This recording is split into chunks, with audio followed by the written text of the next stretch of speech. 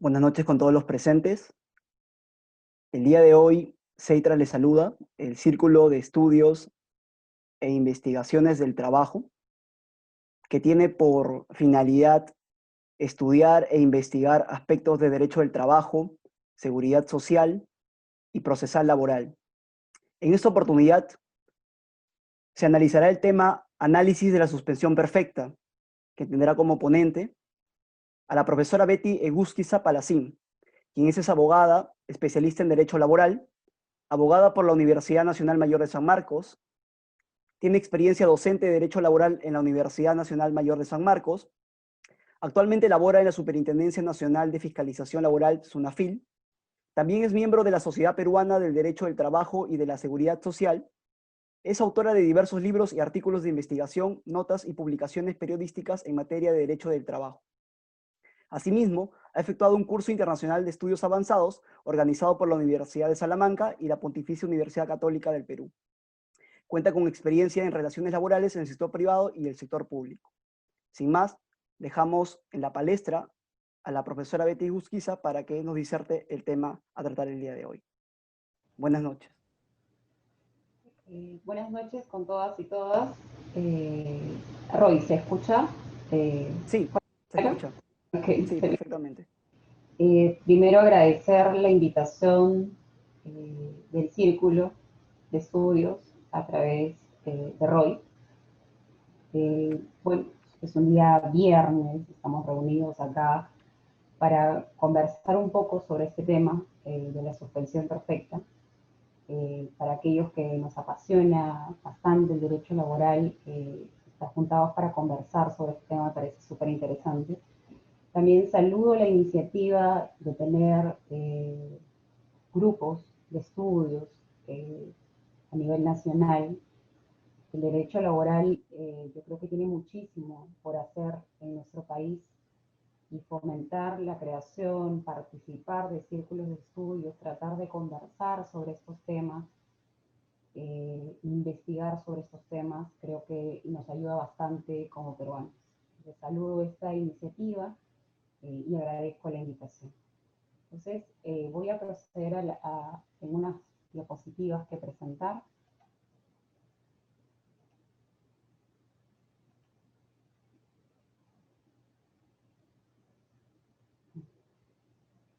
Okay. Roy, ¿me confirmas, por favor, que se está presentando las diapositivas? Sí, se está presentando. Ok, muchas gracias. Entonces, el tema que voy a abordar es análisis de la suspensión perfecta de labores en época de pandemia.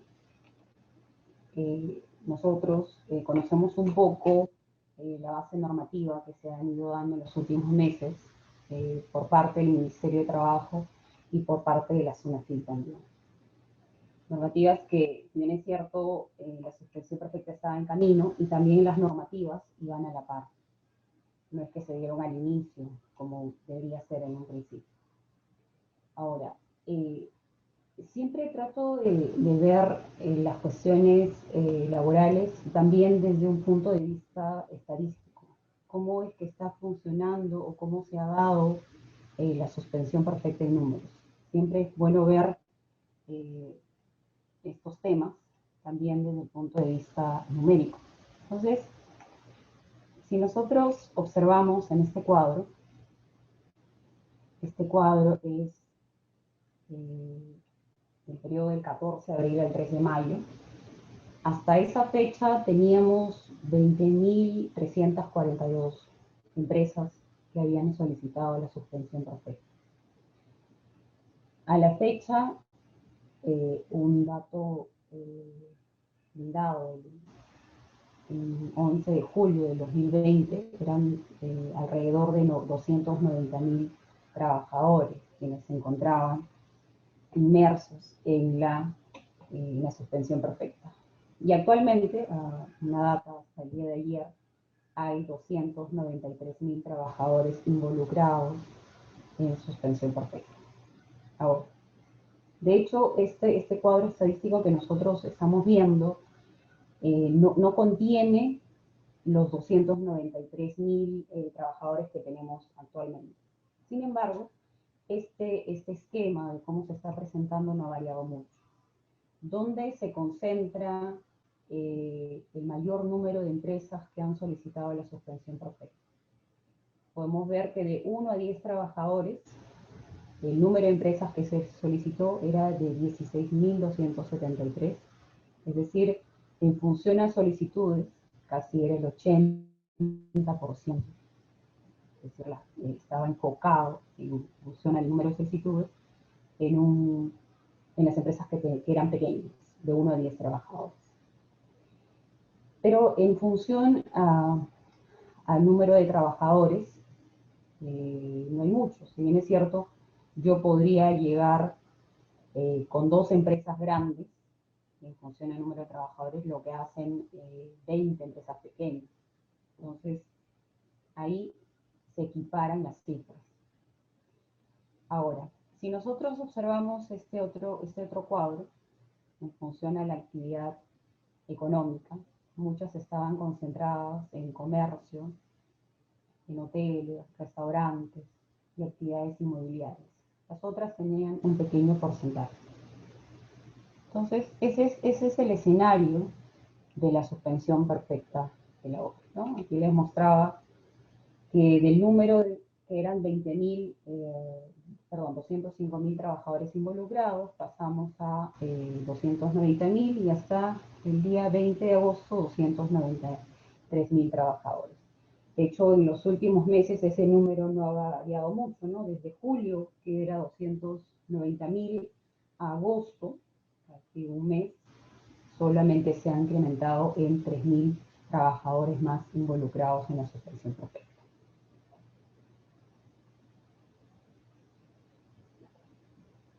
Ahora, debemos recordar también que las primeras normativas respecto a la suspensión perfecta tenían como finalidad el Estado, y bien inicia la pandemia, la cuarentena, señala que lo que tiene que hacerse es mantener el vínculo laboral y tiene que los trabajadores percibir sus remuneraciones. Ese era lo prioritario para el Estado. Profesora Betty, disculpe que la ¿Ya? interrumpa. Me señalan que se escucha una interferencia y al parecer viene de su micro porque todos los demás están apagados. Ya, ok. ¿Hay algún ruido? ¿Se escucha? Sí, como una especie de que la transmisión estuviera un poco mal por minutos. Mm, qué raro. Mm,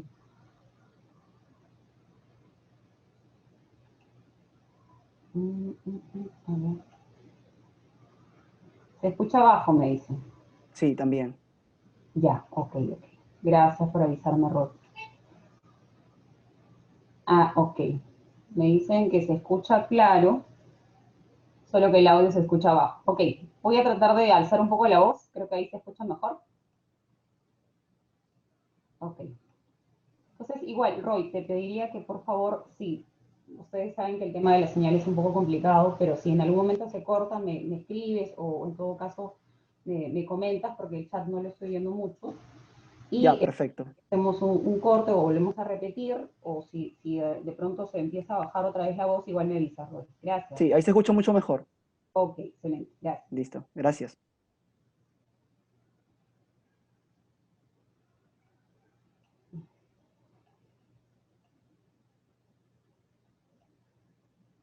Ok. Decíamos que en las primeras normativas lo que ha hecho el Estado es señalar que no se debe afectar la naturaleza del vínculo laboral y la remuneración. Eso lo hemos visto tanto en el decreto de urgencia 038 y en el reglamento. Luego de haber visto el marco estadístico, el marco normativo, cuál era la tendencia que tenía el Estado en atención a la situación en la que nos encontramos, yo quisiera abordar este tema con tres temas puntuales. El primero de ellos, denominarlo una sola regulación para diversos escenarios. El segundo, las modificaciones que se dieron luego cubrieron las expectativas, eran justas. Y tercero, las consecuencias de la suspensión perfecta de labores. ¿Okay? Vamos a abordar el primero de ellos, una sola regulación para diversos escenarios. Ahora, ¿qué es lo que ha ocurrido? Si nosotros recordamos los datos estadísticos, la mayor cantidad de suspensiones perfectas están involucradas empresas pequeñas, que tienen entre 1 y 10 trabajadores. Entonces, si nosotros sabemos que ese grupo de empresas son pequeñas, no cuentan con un asesor legal laboral para poder asesorarlos, no cuentan con contadores que les puedan ayudar, incluso no tienen dinero para contratar un especialista que les ayude en esos temas. También se ha escuchado bastante que el porcentaje de negación de suspensiones perfectas es bastante alto. Entonces creería que ese porcentaje de negación de suspensiones perfectas bastante alto que se tiene, no es porque el Estado haya pretendido, creo yo, denegar de plano todas las suspensiones perfectas de labores. Yo creo que detrás de eso hay una explicación, y es el hecho de que estas empresas pequeñas no sabían qué documentos tenían que presentar. Hay un desconocimiento de la suspensión perfecta de labores en este grupo pequeño. No estoy hablando del grupo grande, de las empresas grandes, que sí tienen un asesor legal laboral, tienen un contador, tienen todo un equipo que han formado para poder presentar sus suspensiones perfectas de labor. Entonces, muchas de ellas también seguramente se les aprobará, porque sí saben cómo estaba establecida la norma. En el otro grupo, que es el grueso de empresas, a quienes se les ha denegado, este grupo, como les decía, no conocían qué documentos, por ejemplo, no conocían qué documentos se tenían que presentar. No conocían, incluso si es que se les pedían documentos, no contestaban o simplemente no presentaban ningún documento porque no sabían ni siquiera cómo entrar a la casilla electrónica, dónde tenían que visualizar que se les había pedido un documento. Y como no lo visualizaron en su momento, empiezan a contestar sus correos electrónicos después de un mes, cuando ya terminó el procedimiento. Entonces, por ejemplo, en algún momento se cuestionó el plazo corto que se les otorgaba a las micro y pequeñas empresas para poder presentar los documentos.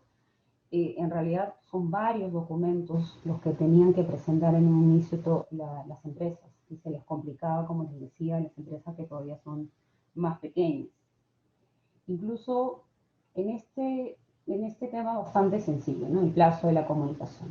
En principio te dice que la comunicación, en el 6.2 del reglamento, que señala que la comunicación se realiza como máximo hasta el día siguiente de adoptada la suspensión. Es decir, al Ministerio de Trabajo tenías que comunicar la suspensión hasta máximo al día siguiente. Entonces hay empresas que, por ejemplo, iniciaban la suspensión el 5 de agosto y recién comunicaban otra fecha. Por ejemplo, iniciaban la suspensión el 5 de junio y presentaban la comunicación al Ministerio de Trabajo el 10 de agosto o el 15 de agosto, porque no sabían que el detalle era como máximo hasta el día siguiente. Era un desconocimiento por parte de ellos. Desconocimiento, descuido, el hecho es que no presentaban dentro de la fecha. Lo segundo, el 6.3 señala, los empleadores que deseen acogerse al procedimiento de suspensión perfecta de labores deben comunicarlo previamente a los trabajadores. Entonces, si yo iba a iniciar mi suspensión perfecta el 5 de junio, tenía que haber comunicado a mis trabajadores hasta el 4 de junio. Haberles señalado que el 5 de junio iba a empezar la suspensión perfecta de labores. Entonces, ¿qué sucedía en algunas empresas? Los comunicaban cuando ya habían iniciado la suspensión perfecta de labores. Y, por ejemplo, si en la suspensión perfecta señalaban que iba a ser desde el 1 de junio hasta el 30 de junio, en las comunicaciones que se hacía a los trabajadores decían otras fechas. Podrían haber dicho del 15 de mayo al 15 de junio. Entonces ahí y ya, por ejemplo, existía un tema de que no concordaban las fechas, de lo que le decían al trabajador y lo que le decían al Ministerio de Trabajo. Había una diferencia en el plazo. Por ejemplo, no había, si bien es cierto, podrían haber adjuntado comunicaciones a los trabajadores, pero no presentaban un documento de fecha cierta que haya señalado que efectivamente se le comunicó antes de iniciar la suspensión perfecta de labores. O si enviaban, por ejemplo, mensajes de WhatsApp que se le envió, no aparecía la fecha en la que se le había comunicado. Podrían haberlo hecho durante ya el procedimiento de evaluación de la SUNAFIL, o no se sabe. O en todo caso también había una comunicación a los trabajadores de que se iba a realizar la suspensión perfecta de labores, pero, por ejemplo, no les decían desde cuándo, hasta qué fecha, desde qué fecha iba a iniciar y cuándo iba a terminar la suspensión perfecta de labores. Entonces, por ejemplo, también los documentos que podrían haber presentado no estaban completos, no eran legibles. Y yo creo que esos inconvenientes que se ha tenido, sobre todo me enfoco en las pequeñas, es porque no sabían qué presentar. Incluso los propios empleadores eran los que presentaban los documentos según su entender, porque la capacidad económica de repente de estas empresas no era lo suficientemente grande, ¿no? De hecho, decíamos, dejamos a un lado las grandes, que ellas sí tienen mayor posibilidad de presentar toda esta documentación. Ahora, si nosotros recordamos, en la suspensión perfecta de labores se pide por la naturaleza y por la capacidad económica que tiene el empleador. En el caso de por la naturaleza de las actividades, por ejemplo, si señala imposibilidad de la licencia con goce de haber compensado. Entonces, en ese caso, cuando el empleador cuente con distintos turnos que cubren las 24 horas del día. Entonces, pedían la suspensión perfecta para trabajadores que tenían un turno, solo en la empresa había un solo turno, de 9 de la mañana a 4 de la tarde. Nada más informaban que había un solo turno. Nunca informaban que había turnos que cubrían las 24 horas del día y por lo tanto era complicado que luego compensen esas horas. Por ejemplo, si decían cuando por la naturaleza riesgosa de las actividades, la extensión del horario ponga en riesgo la seguridad y salud de los trabajadores, eso generalmente podemos entenderlo, se me ocurre en una fábrica, en una minera, ¿no? Donde la exposición a ciertos productos, a ciertas actividades puede poner en riesgo a un trabajador, pero sin embargo eso era legado, porque era una empresa que se dedicaba a ese rubro. Sin embargo, lo pedían para puestos los cuales no tenían ningún riesgo. Alego esta causal para un asistente administrativo. El lugar riesgoso es en la mina, pero estoy pidiendo para un asistente administrativo. Primero, que tiene el cargo de asistente administrativo, y segundo, que trabaja en Lima. Entonces, no había una consonancia con lo que estaba manifestando o alegando el empleador. Entonces, yo creo que ha habido un desconocimiento por parte de este grupo pequeño de qué es lo que tenían que presentar. Luego, otra de las cuestiones que encuentro en la suspensión perfecta es el tema de las características que tiene el empleador peruano, ¿no? Entonces, bueno, en general el peruano a ciertas situaciones le trata de sacar ciertas cuestiones para su beneficio. Entonces, ¿qué puede haber ocurrido?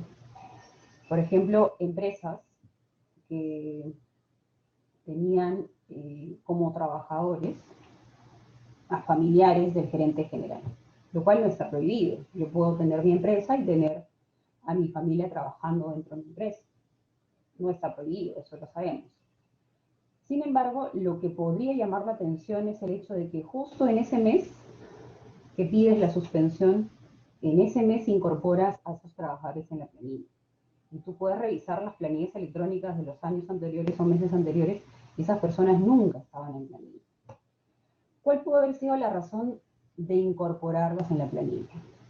Quizás en una microempresa pedir ese bono que ha estado otorgando el Estado, aquellas empresas que se les aprobaban la suspensión perfecta de labor.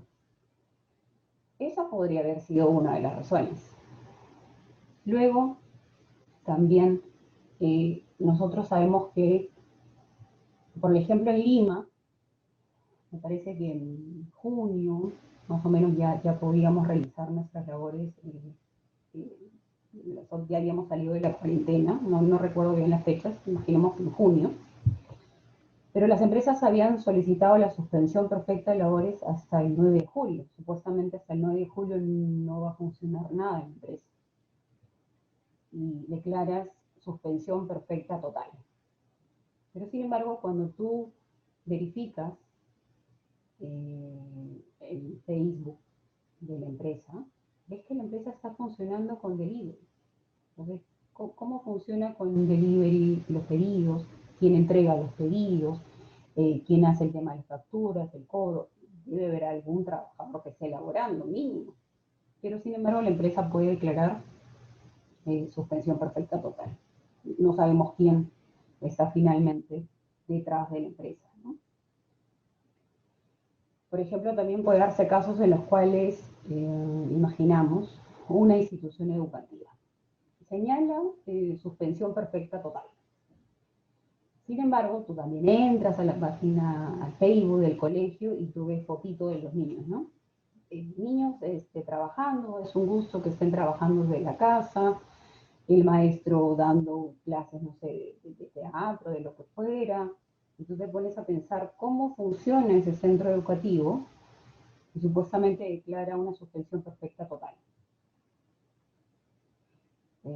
No sé, quizás con trabajadores informales, o quizás los propios trabajadores estaban elaborando y de pronto decían por un lado que estaban con suspensión perfecta de labores, no lo sé, tantas cosas que pueden ocurrir, sobre todo en las microempresas que tienen derecho a este bono que da el Estado, ¿no?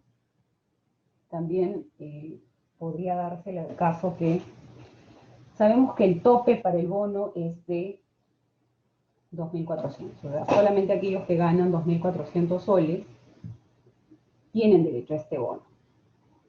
Entonces, hay trabajadores, yo soy, imagino, un gerente en una empresa, todos los años ganaba 5.000 soles, y si ustedes ven la planilla electrónica, hasta antes de marzo yo ganaba 5.000 soles todos los meses. Pero luego, cuando voy a la suspensión perfecta de labores, de pronto me reduzco el sueldo a 1.500 soles. Puede haberlo hecho por la situación económica de la empresa, pero también puede haberlo hecho para acceder a este bono de independiente. Entonces, creería yo que han faltado ciertas restricciones dentro de la suspensión perfecta de labores para no caer en estos vacíos, ¿no? No caer en estos vacíos o en estas situaciones que finalmente favorecen solamente a ciertos grupos, y hay muchísimas empresas pequeñas que quizás sí les correspondía, que tenían, por ejemplo, 10 trabajadores, eran trabajadores formales, pero por un tema de desconocimiento presentó mal sus documentos, ahora le deniegan la suspensión perfecta, tiene que pagar los sueldos que le dio a los trabajadores y no tiene dónde pagarlos porque, se me ocurre, es un hotel que durante la cuarentena nunca funcionó, nunca tuvo clientes. ¿Cómo hace esa empresa, que es la que necesita finalmente un apoyo? Ahora, les decía también que otro grupo de empresas no han contestado el requerimiento, no han presentado documentos, ¿no? Ahora, el segundo tema es las modificaciones normativas. ¿Cubrieron las expectativas?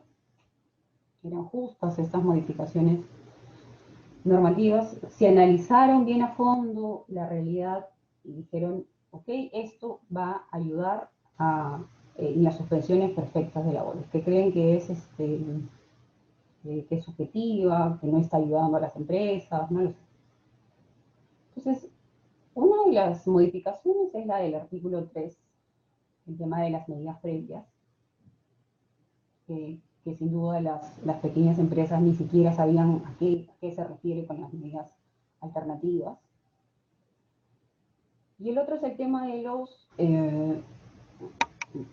tratándose de empleadores que cuentan hasta con 100 trabajadores, resulta facultativo acreditar la adopción de las medidas alternativas.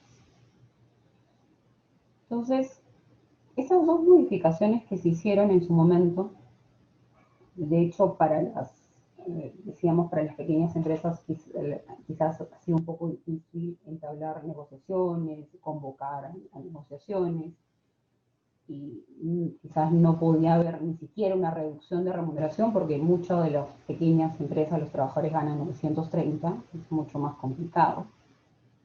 El tema de vacaciones, reducción, compensación, todo eso quizás para las pequeñas era un poco más complicado. Entonces, estas modificaciones me da a mí que pensar en lo siguiente. Por ejemplo, estamos excluyendo de este requisito a aquellos que tienen menos de 100 trabajadores. Sin embargo, puede haber empresas con 50 trabajadores que generan, se me ocurre, más de 15 millones en sus ventas mensuales. Pero también puede haber empresas que tienen 500 trabajadores y solamente generan 2 millones. Entonces, viendo esas cifras, tú te das cuenta que no influye mucho el tema de los trabajadores, sino el nivel de ventas que pueda tener la empresa. Entonces, eso también me hace recordar la regla que existe para pertenecer al régimen de las micro y pequeñas empresas, ¿no? Nosotros recordamos en algún momento era por el nivel de ventas y el número de trabajadores. Y ahora solo tenemos el requisito del nivel de ventas. Entonces, el ejemplo que les pongo, de aquella empresa que tiene 50 trabajadores y puede generar más de 15 millones, y aquellos que tienen 500 trabajadores y generar 2 millones. Entonces me da que pensar que quizás el requisito debió ser el nivel de ventas y no el número de trabajadores. Porque una empresa puede tener muchísimos trabajadores y sus ganancias ser bastante reducidas. Entonces creería yo que quizás debimos quedarnos solo con el requisito que en el caso de las ventas del mes previo a la adopción de la medida corresponden sea igual a 0, quizás solo lo del artículo 3. Y no incorporar el tema del artículo 5, quizás colocar ahí el tema del nivel de ventas, poner un tope. Entonces, aquellas empresas que, por ejemplo, tienen todos los meses 30 trabajadores y generan millones de niveles de ventas, quizás van a buscar la otra alternativa, que es por la naturaleza de las actividades. Finalmente, el último punto que voy a abordar, ya para conversar, quizás tienen ustedes algún punto que podemos ir conversando, es el tema de las consecuencias de la suspensión perfecta. ¿Qué es lo que viene de aquí? ¿Qué es lo que está sucediendo también? Recordar que lo que ha querido, entre buenas o malas decisiones, el Estado es, quizás en estas circunstancias en las que tenemos una enfermedad que nos está rondando, por ejemplo, para la suspensión, era que si ese trabajador ingresaba a una suspensión perfecta, como señala la norma, tenía una continuidad de prestaciones de salud que le permitía seguir atendiendo. Y le daban otras opciones para, por ejemplo, retirar el tema de las AFPs también. ¿Cuáles son las consecuencias de la improcedencia de la suspensión perfecta? Dejar sin efecto la suspensión perfecta de labores, ordenar el pago de las remuneraciones, la reanudación inmediata de labores y por lo tanto el pago de todos los beneficios que les corresponde durante todo ese periodo que se declara la suspensión perfecta.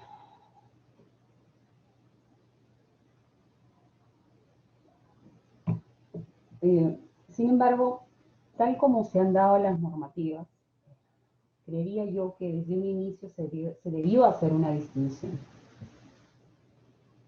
Las modificaciones que se dieron después me parece que no ayudaron mucho. Las reglas debieron ser desde un inicio distintas para las microempresas y distintas para el otro tipo de empresas, ¿no? Pero esta distinción me parece que debió ser en función al nivel de ventas, desde un inicio, y ahí establecer los requisitos que debía cumplir cada una de ellas, atendiendo al tema, como les decía, de la capacidad de poder contratar una asesoría conveniente, ¿no? Entonces, quizás eso debió de ser desde un inicio. ¿Por qué? Porque ahorita tenemos trabajadores ansiosos preguntando por si le aprobaron o no le aprobaron la suspensión perfecta a su empresa. Muchas de las pequeñas se les declaró improcedente. Entonces, esos trabajadores, ¿qué van a hacer? Pueden ir a la empresa a cobrar, quizás la empresa no tenga dinero, es pequeña, no tenga dinero, o quizás podría ocurrir con lo que ya ocurrió, ¿no? Por ejemplo, hemos escuchado el caso de Soy, una noticia bastante conocida. Le denegaron la suspensión perfecta y tienes una gran cantidad de trabajadores intentando cobrar estos sueldos que dejaron de percibir en todos esos meses. Y la empresa ha optado por liquidar la razón social que tiene, ¿no? Entonces, tenemos trabajadores que van a intentar cobrar. Hay aquellas pequeñas que creería que sí les correspondía que sean atendidos sus pedidos de suspensión porque no tenían capacidad de pagarle a los trabajadores. Imagínense un restaurante pequeño con 2 o 3 trabajadores, que incluso ahora no puede aperturar porque el espacio es pequeño y no le permite colocar mesas separadas.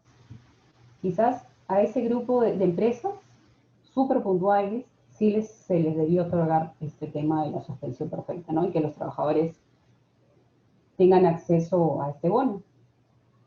Pero hay otro grupo de empresas que pareciera que se han aprovechado de estas circunstancias, que es lo que vimos en el tema de la calificación o características del empleador peruano.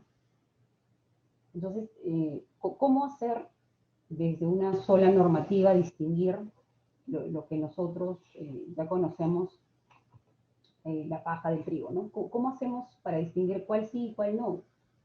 A todas se les ha juntado en un solo, con una sola regla. Y creo que justos se están pagando por pecadores, como dicen, ¿no? Entonces, ahora vamos a tener quizás desde la SUNAFIL muchas denuncias y seguramente en el Poder Judicial también demandas.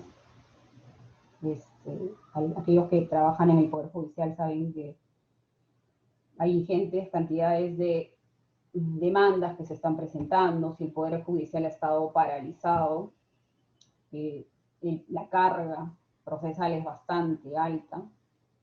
Entonces, ese grupo, para ser atendido a ese grupo de trabajadores, ¿cuándo podremos atender a todos esos trabajadores que finalmente no se les ha pagado la remuneración?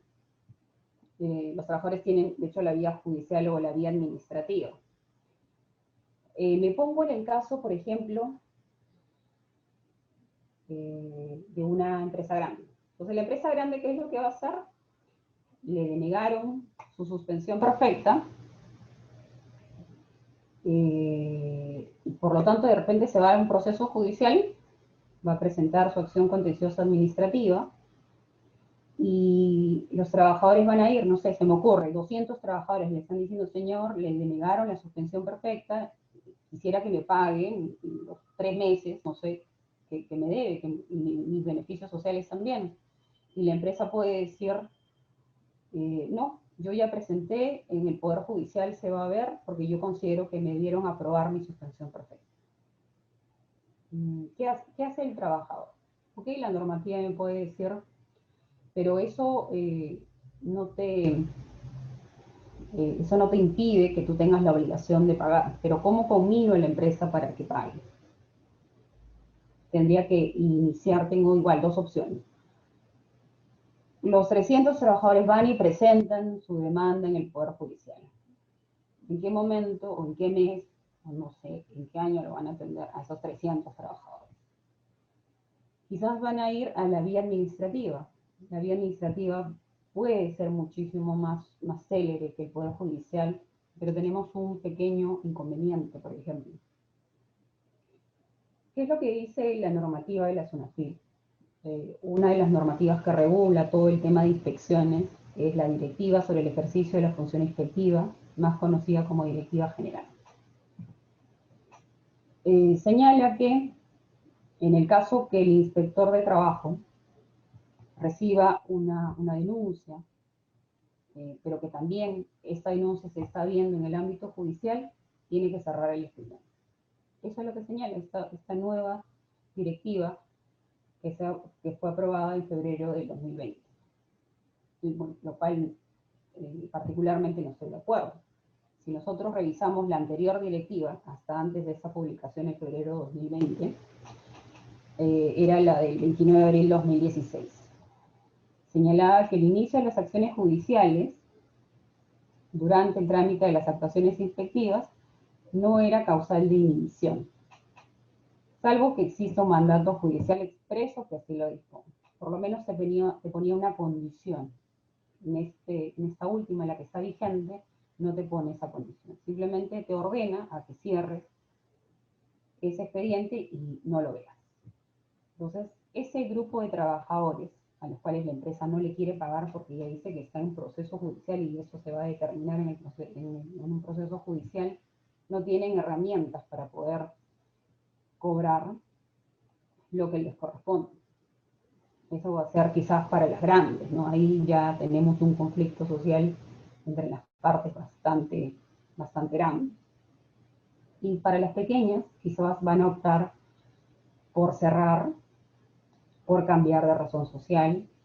Igual los trabajadores no van a poder ir o reclamar que se les pague esas remuneraciones, esos beneficios que les corresponden. Bueno, Roy, eso es lo que quería compartir con ustedes. No sé si tenemos alguna pregunta, Sí, algún comentario. a ver, hay que darle oportunidad. Doctora, una consulta, ¿me puede volver a ser anfitrión, por favor, en la opción? Ok. ¿Dónde estamos?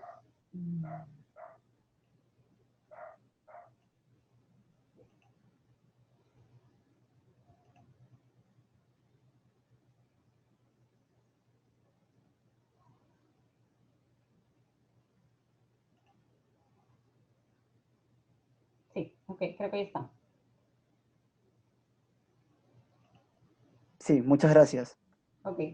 Bien, agradecemos la participación de la doctora Betty Usquiza. Ha sido muy interesante analizar el tema del análisis de la suspensión de labores. Ahora sí, en la segunda parte de la exposición, tendríamos las preguntas del público. Así que si alguien tiene alguna pregunta, por favor, levante la mano o puede realizarlo también de modo personal, prendiendo su cámara y activando su micrófono.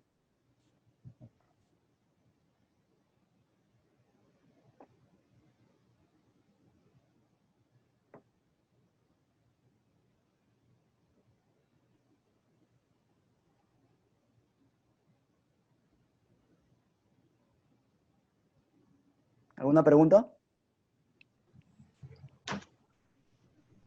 Roy, no sé, saber su opinión de la doctora, más que una pregunta. Sí, claro, Paul.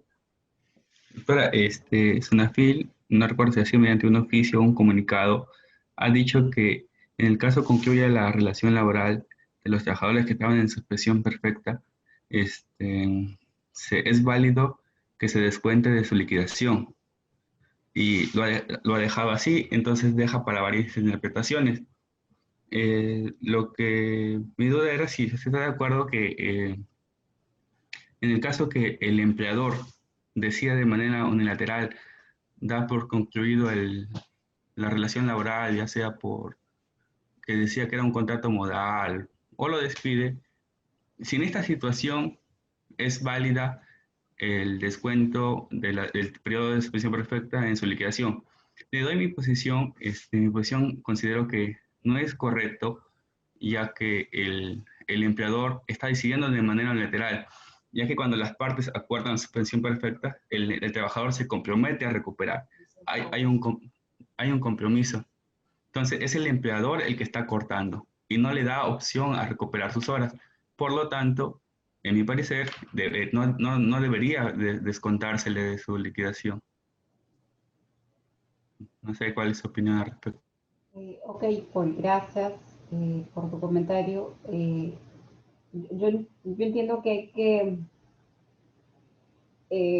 creo que ha entrado a la palestra el tema de la suspensión perfecta, ¿no? Pero la suspensión perfecta, no, lo que tú, me parece que tú estás comentando es más la licencia, el acuerdo, Perdón, pero sí, era la licencia con goce. la licencia sin goce de haber. Entonces, si, por ejemplo, la obligación de la empresa era otorgar licencia con goce de haber compensable, si es que no se podía otorgar el trabajo remoto. Entonces, esa era la obligación que tenía la empresa. Entonces, imaginemos que el trabajador culmine el vínculo laboral en fines de junio. Si termina el vínculo laboral a fines de junio, ya no existe la posibilidad de que compense esas horas. Yo creería que no tiene derecho la empresa de descontarle de su liquidación ese periodo. No lo establece ninguna normativa, no lo faculta ninguna normativa a realizar ese descuento. Más bien, la norma, me parece que es el decreto de urgencia 029, señala que se le otorga licencia con goce de haber compensable, lo cual concuerdo contigo. Pero a lo que sí yo no me atrevo es a hacer una distinción en el sentido de que si el trabajador renunció, no, ahí sí le vamos a descontar de la liquidación. Pero si yo lo despedí, en ese caso no le tengo que descontar de la liquidación. Me parece que de dónde podríamos sacar esa interpretación. La interpretación del 029 es una sola, y es que la obligación del empleador es, si no puede realizar trabajo remoto, se otorga licencia con goce de haber compensable.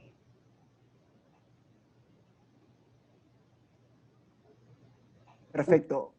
Paul, no sé si tienes alguna réplica respecto a la doctora o una otra consulta más, o ya estaría respondida la pregunta.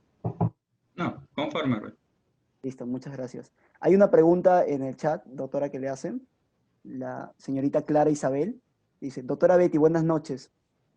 Si agotada la etapa de negociación, no se arriba con el trabajador a ningún acuerdo y considerando que el puesto de trabajo se encuentra totalmente inoperativo, ¿puede el empleador de forma unilateral ¿Puede el empleador en forma unilateral en cambiar el puesto de trabajo a uno de otra o igual categoría?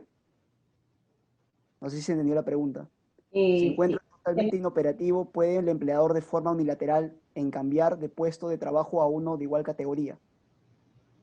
En realidad, si es que va a mantener su remuneración y va a realizar similares funciones, este trabajador creería que sí existiría la posibilidad de poder hacer ese cambio.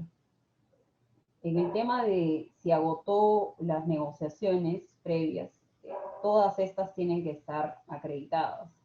Se supone que las negociaciones previas con el trabajador son justamente previas, porque si no llegamos a un acuerdo y yo ya le otorgué licencia con goce de haber, ya le di vacaciones, adelanto de vacaciones, y luego le planteo una reducción de jornada, de horario, no lo sé, y no se llega a un acuerdo, podría iniciar la suspensión perfecta. Eso, distinguirlo del tema del cambio.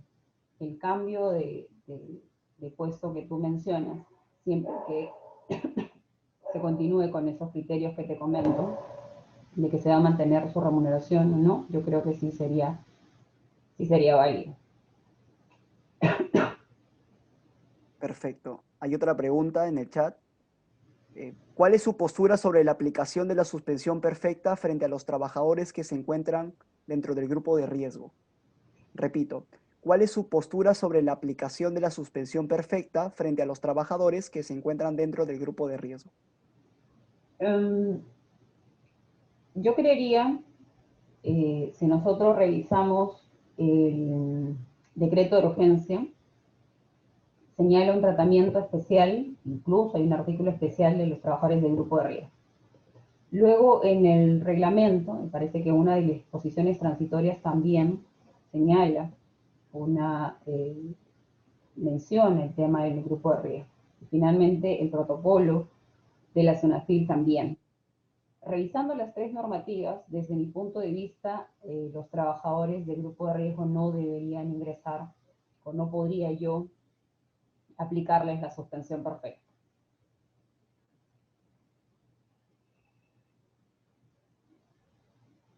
Perfecto. No sé si alguien más tiene una pregunta. Puede. Hola Roy, buenas Buenas noches, noches. doctora Betty. Quisiera hacerle una consulta.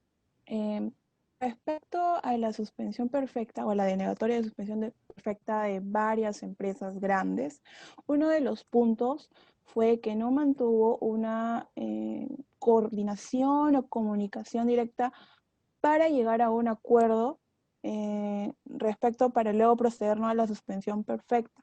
En este caso, la empresa grande, ¿cómo podría alegar que ha tenido comunicación con estas personas cuando en realidad no las ha tenido? Claro, yo creo que si revisamos la normativa es, si mal no recuerdo, primero te señala, le voy a informar que voy a proceder con la suspensión perfecta, pero lo que tengo que hacer antes, se me ocurre, ¿no? Estamos en el mes de junio. Yo quiero ir o proceder con la suspensión perfecta en el mes de julio. Yo en el mes de junio tendría que iniciar la negociación con ese trabajador. Primero tengo que acreditar que le comuniqué que nos vamos a reunir para entablar negociación. Entonces mi primera comunicación es que voy a iniciar la suspensión perfecta a partir de julio. Yo creo que segundo, tendría que haber una prueba de que lo estás citando para reunirte y plantearle las alternativas. Tercero, tendrías que acreditar cuáles son las alternativas que tú le diste en la comunicación, y luego dejarlo por correo electrónico, por una carta, y decirle, bueno, la empresa puede reducir la jornada, o le planteamos reducir la remuneración, u otra alternativa que la empresa pueda, o darle, por ejemplo, adelantos de préstamos, no lo sé. Eso podría plantear. Y si el trabajador, por su parte, deniega esas opciones que se le está dando, también tendría que haber una comunicación expresa por parte del trabajador, que le llegó esa comunicación, esas alternativas que se le ofrece a la empresa, y luego también que deniega esas opciones. Entonces, cuando uno revisa el protocolo, específicamente te señala todos esos puntos.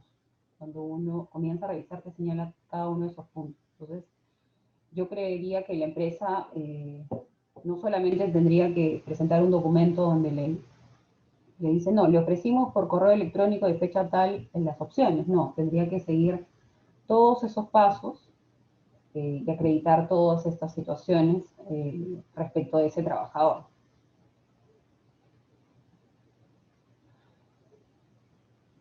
Listo, doctora, muchas gracias. Ok. ¿Alguien tiene alguna otra pregunta? Sí, hay una pregunta en la conversación. Doctora, buenas noches. ¿El empleador puede declarar en suspensión perfecta a sus trabajadores pese a que el Ministerio de Trabajo aún no le haya otorgado tal denominación? Es que en realidad lo que hace la empresa es, primero, comunicar que va a realizar la suspensión perfecta a sus trabajadores y luego se lo comunica al ministerio. Ese es el procedimiento. Si lo leemos así, el empleador no declara la suspensión perfecta. Lo que hace es comunicarle al trabajador que va a acogerse a la suspensión perfecta y luego comunicar al Ministerio de Trabajo. No sé si con eso respondemos tu pregunta, Brigitte, o no sé si estás quizás confundiéndote con la licencia sin goce de haber. ¿Puedes realizar la pregunta de modo... Buenas noches. No, sí, ya lo entendí, solo que iba por el hecho de que, o sea, no sabía si era necesario que el empleador podría decir que ya se encuentra en suspensión perfecta sin haber obtenido el permiso del Ministerio de Trabajo. Sí, o sea, desde que tú inicias las comunicaciones ya utilizas el término de suspensión perfecta en amparo del decreto de urgencia 038. Lo que sí no podrías hacer, lo que hizo sí, es que hay empresas que le comunican a su trabajador, te doy una licencia sin goce de haber durante los meses de mayo y junio en amparo del decreto de urgencia 038. Entonces, tú no te puedes amparar en el decreto de urgencia 038 porque el 038 regula la suspensión perfecta, pero con todo ese procedimiento, con todos esos requisitos. Si tú quieres otorgar una licencia con goce de haber, en principio, desde mi punto de vista, no es válido, porque ya el Estado te dio una salida si es que no puedes pagar remuneraciones. Pero menos aún podrías ampararte en el decreto de urgencia 038 para otorgar una licencia sin goce de haber. Ya, doctora, muchas gracias. ¿Okay? Perfecto. ¿Hay alguna otra pregunta por parte de los participantes? Buenas noches. Buenas noches, Guillermo. Buenas noches, doctora Betty. Buenas noches, Roy. Una consulta, doctora. Quería preguntarle acerca de la ampliación del plazo de la suspensión perfecta de labores. A la fecha, una empresa que, por ejemplo, se encuentra ya dentro del sector que se ha reactivado su economía, ¿puede solicitar esta empresa la ampliación de su suspensión perfecta de labores? De ser así, ¿hasta cuánto se ampliaría o podría ampliar su suspensión perfecta de labores? Y si es que esta ampliación implicaría una nueva, digamos, negociación o conversación con sus trabajadores.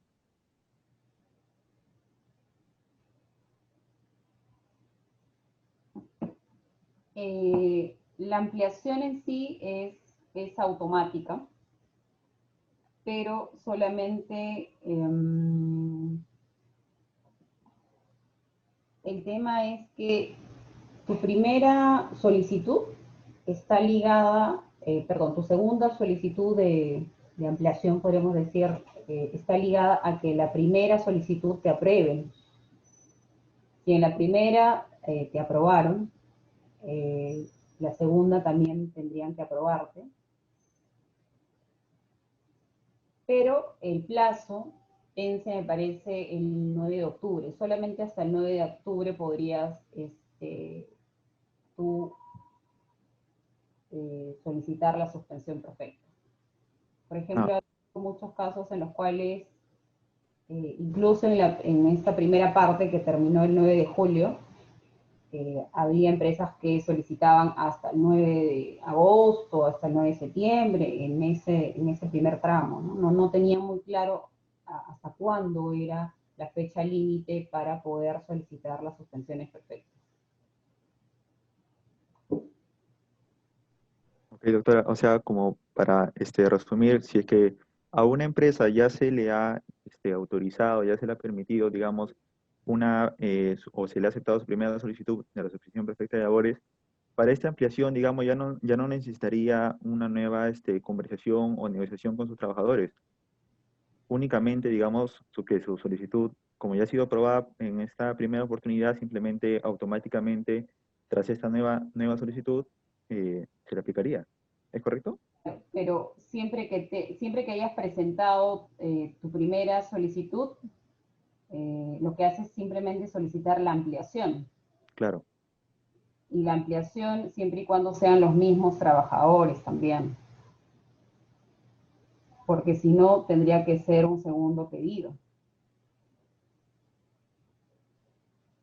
Si es que, por ejemplo, yo te presenté mi solicitud respecto de 10 trabajadores, ya presenté toda la documentación necesaria. Y lo que estoy pidiendo es la ampliación de la suspensión perfecta respecto de esos 10 trabajadores. Lo único que haces es solicitar la ampliación de la suspensión perfecta. Pero si tú nunca has presentado tu solicitud de suspensión o estás solicitando respecto de otros trabajadores, esa ya sería una otra solicitud, que es distinta al tema de la ampliación. Ok, doctora, muchas gracias. Bien, para ir finalizando, ¿alguna otra pregunta por parte de los participantes?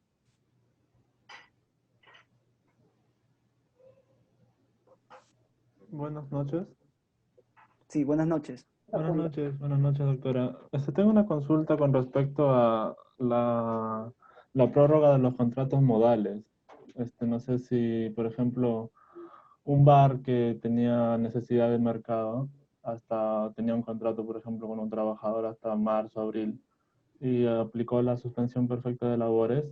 Ese mes que le quedaba a trabajar al trabajador, no sé si se prorroga o se termina el contrato. No sabría cómo.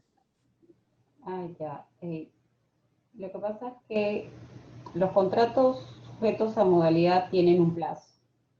Entonces, si tu contrato terminaba en, no sé, en mayo y la empresa no te ha renovado el contrato, no hay una renovación automática. Tendría que terminar en mayo. ¿A eso te refieres? Claro, pero me iba al punto de que si no trabajaba, por ejemplo, un mes del contrato que le quedaba, no sé si ese mes se trabajaba cuando se termina la suspensión perfecta o automáticamente se acaba ya. Porque como no realizan labores. Tú me dices, por ejemplo, mi empresa solicitó que yo, trabajador, tengo suspensión perfecta mayo y junio. Y justo el 31 de mayo vence mi contrato. ¿En ese supuesto estamos, Facundo? Sí, correcto, doctora. Ok. Entonces, si es que no hubo una comunicación por parte, si no hubo una comunicación por parte de la empresa, o en todo caso te dice que a veces ponen una cláusula de no es necesaria una comunicación expresa por parte del empleador para renovarle el contrato, yo creo que habría culminado el contrato el 31 de mayo. Por estar inmerso en una suspensión perfecta, me parece que no hay una renovación automática. Lo que sí tendrías que observar tú es el contrato modal. Yo creo que podrías enfocarte en ese tema si eres trabajador, porque buscar que tu contrato temporal tenga los requisitos mínimos para hacer un contrato temporal válido, verificar que tenga la causa objetiva y por lo tanto en función a eso determinar si en verdad eras un trabajador a plazo indefinido.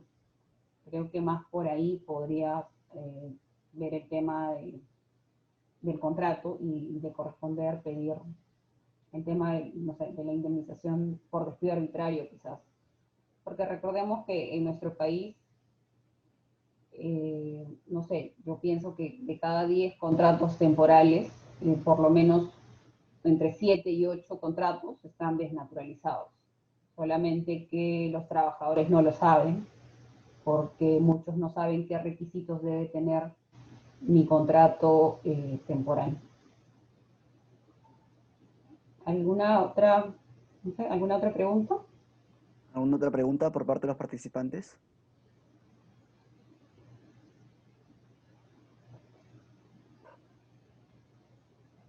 Mm, Bueno, al parecer se agotaron las preguntas del día de hoy. En primer término, agradecer la aceptación de la invitación de la profesora Betty Gusquiza. Ha sido muy interesante escucharla sobre el tema de la suspensión perfecta. Y al mismo tiempo reciba un cordial saludo por parte de Seitra. Esperamos que en próximas oportunidades nos pueda acompañar en sesiones que vamos a realizar con posterioridad. Sin más que decirle, muchas gracias por su participación. Creo que todos los participantes han quedado satisfechos con la ponencia del día de hoy. Ok. No, gracias a ti, Roy, por la invitación.